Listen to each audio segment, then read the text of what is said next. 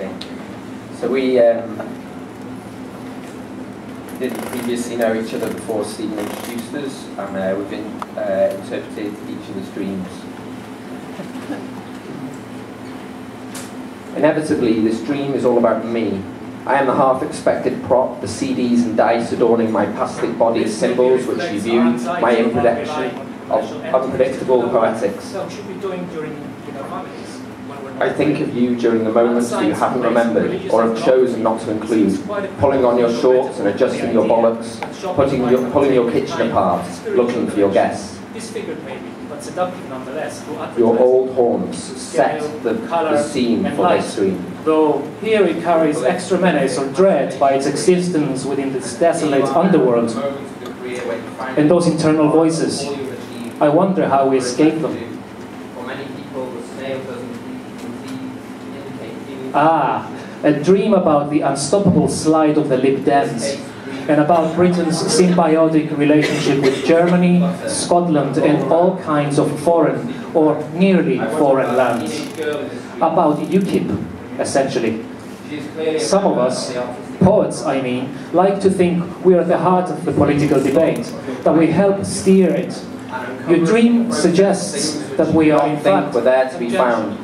Perhaps that someone is betraying the bonds of trust which bind you together, language itself perhaps, or love. I can only assume this dream is, once again, about me. The state of the windows imply that you are vulnerable. Is Judith your wife? You feel that she is in a very real but very diffuse way, currently absent and looking at you from an exterior position, from the position, say, of someone idly running back through your Twitter feed. Her ambitions are parallel, driven by urges that are only coincidentally, ostensibly connected to yours. These different directions. You ponder adulthood and the festering wounds of adolescence. Isn't it all a bit grim? You're probably concerned about your competence as a carer, aren't we all? And your dream explores the tranquility within the shock that douses us during a sudden and profound life change. Everything is as certain as it ought to be. Dreams don't much like being pulled apart from meaning like paintings or films. It's not even literary consequences we're grasping at, yet here we are analyzing them, reviewing them, translating them into words, which seems totally inadequate. During the dream, you are experiencing the lack in the dream. Depending on the precise nature of your relationship to Nina, these dreams have different connotations. Shortfall of language in corralling the baroque folds of the dream. I feel that the sequences linking these fragments will come back to you.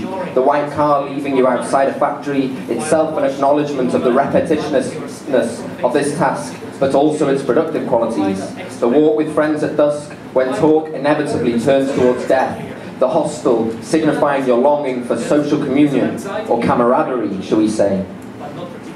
There are no easy equivalencies in dream interpretation, but I am your old school friend. To see a baby in your dream signifies innocence and vulnerability. In this case, an innocence that is validated in an unexpectedly fruitful coupling.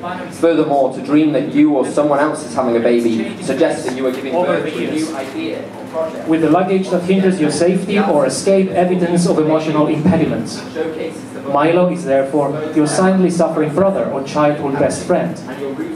And if Nina is a friend or a lover, the dreams are an attempt at reassurance regarding the longevity of your relationship by constructing these adventures full of suspense but also comedy that you can eventually recall together and laugh about.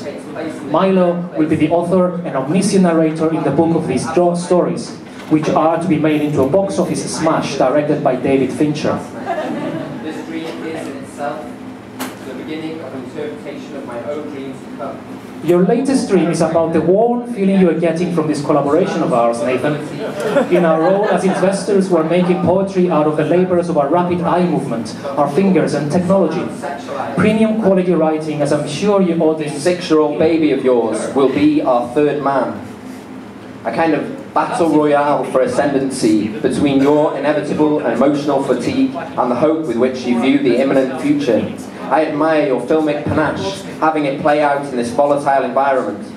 Your arrival at the petrol station shows your spirit is running low, your deep need to refuel, but you are also intimately aware of the resources available to you coming from outside yourself. and are confident in your ability to take them, burn them deep in your belly.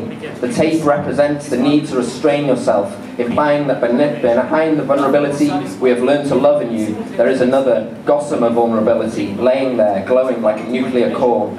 The petrol station attendant is a kind agent from within, in this sense, trying to tell you something, warning you against the women behind you, perhaps, or gesturing to their integrity to the plot as it unfolds. The women of your history is the circularity of life, through the identical setting for the dream's beginning and end, bringing to mind Joyce's River Run. The literary dimension of the dream is obvious. You remain very aware of the multiple possibilities I offered in one of my previous analyses, and this is your attempt to simplify by narrowing them down to a single stream. You leave me in no doubt that Nina is your partner, and even disclose the name of your daughter to clarify things further. Nappies and breast milk refer to beginnings. Kate Tempest's Sweet for Old People and the reference to a memoir point towards an ending. Furthermore, the dream promotes your broad tastes and tolerance for all writing, from the kind of performance poetry associated with Kate, and yourself as a child, to emerge into the light. Perhaps this is a political dream, actually, the corollary to my disenchanted slither, where your own hope is for collective action, a build-up at the gates which will open on some small, meaningless, but nonetheless great justice. Counterintuitively, this is a setting that also brings out the caring side of your personality, feeling sensitive enough about Kate's imagined predicament to invite her to the relative security of the bus and to spare her the napping-changing chore, which you subconsciously assign to two friends when reality couldn't even possibly be there. Your relaxed attitude starting to tense towards the end of the dream is a sign of your reluctance to finish, abandon, or even interrupt this daily analysis. You even pretend to lose yourself in apps to account for your failure to call Nina. Evidently, you want no one to take you away from all this truth.